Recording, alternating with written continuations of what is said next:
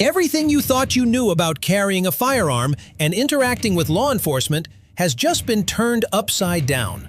A brand new Supreme Court precedent has forced police agencies to rip up decades of training manuals and scramble for replacements. If you're a lawful gun owner, these shifts aren't just legal footnotes. They could determine whether a routine stop ends with you safely driving home or spending years fighting charges in court. Let's break down the 10 new rules that every responsible gun owner needs to know. Some of them may sound simple at first, but once you understand how the legal landscape has changed, you'll realize how critical they are to your freedom and even your survival. Number 10. The silent armor strategy. One of the strongest shields you have against overreach is your own voice, or more precisely, knowing when not to use it. Too many gun owners make the mistake of trying to explain, justify, or argue with officers during tense encounters. That's exactly what can get them trapped.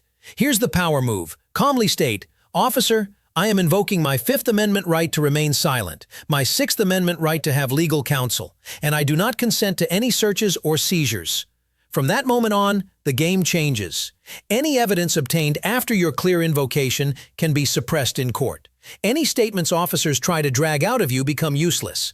And if they continue questioning or escalate without respecting your rights, they've just opened the door to a constitutional violation under the new Martinez ruling. Think about that. One short declaration has toppled felony cases, flipped wrongful arrests into six-figure settlements, and exposed misconduct that would otherwise stay hidden. It's not aggression, it's protection. Rule number 9. The documentation first response. In today's world, your phone is more than a device. It's a lifesaver. When those blue lights flash in your mirror, your very first action should be what I call the triple documentation protocol. Step 1, start recording, video or at least audio. Step 2, say the time, date, and location aloud so it's embedded in the recording. Step 3, call out any witnesses you can see around you. For example, today is date at time. I'm being contacted by police at location. I am licensed to carry and currently armed. This interaction is being recorded for everyone's safety. This isn't just evidence, it's a legal timeline that proves your cooperation, state of mind, and awareness of your rights from second one. Courts can no longer brush aside those opening moments. Your phone becomes your silent witness, often the difference between dismissal of false charges and financial ruin from endless legal battles. Rule number 8. The constitutional carry clarifier. Living in a constitutional carry state doesn't mean officers can't approach you, but it does mean they can't detain or disarm you just because you're carrying. They need articulable suspicion of actual wrongdoing. If confronted, don't just stand silent. Use this line, "Officer, I am legally carrying under my state's constitutional carry protections.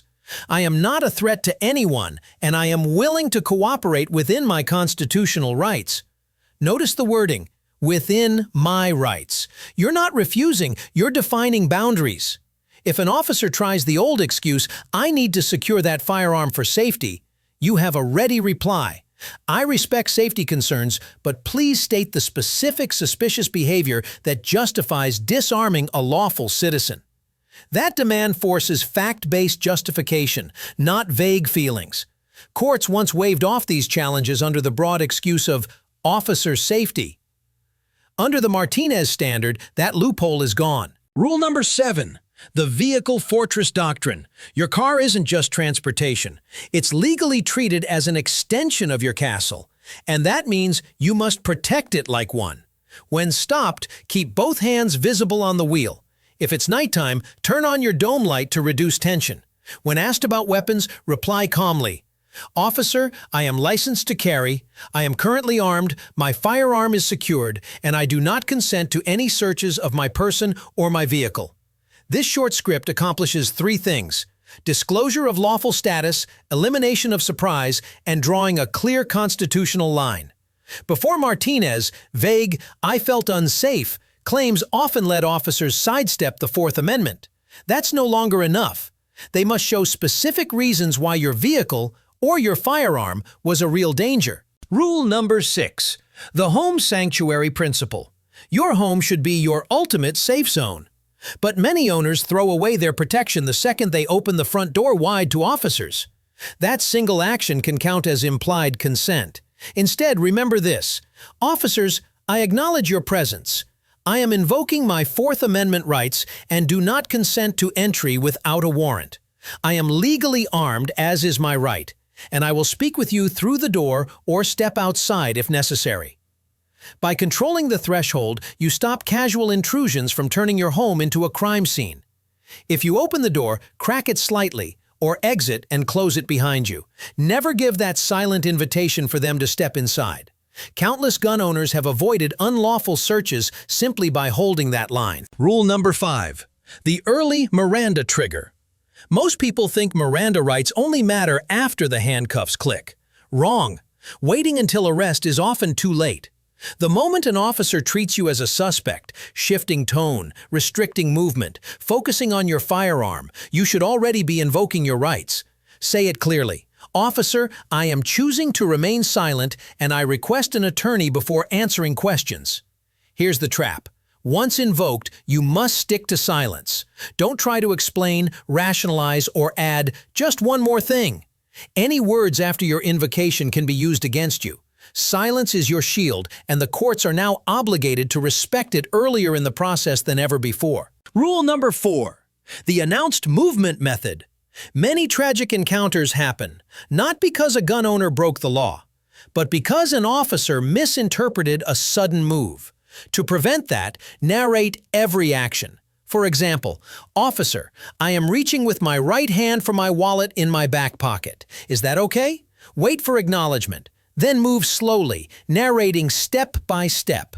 This isn't about courtesy, it's evidence. If anything escalates, recordings show you clearly announced non-threatening actions.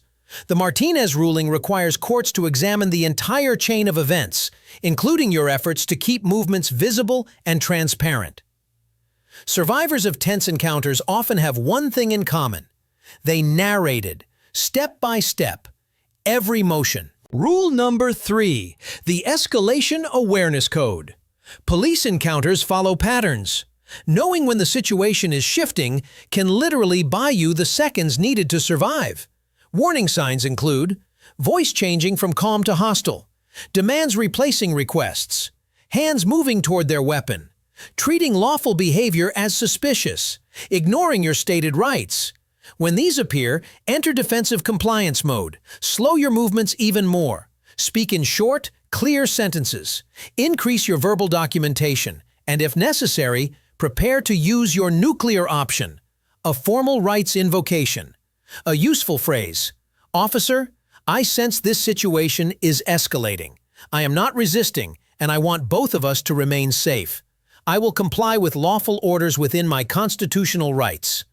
That key phrase, lawful orders, plants the reminder that there are limits to what they can demand. Rule number 2.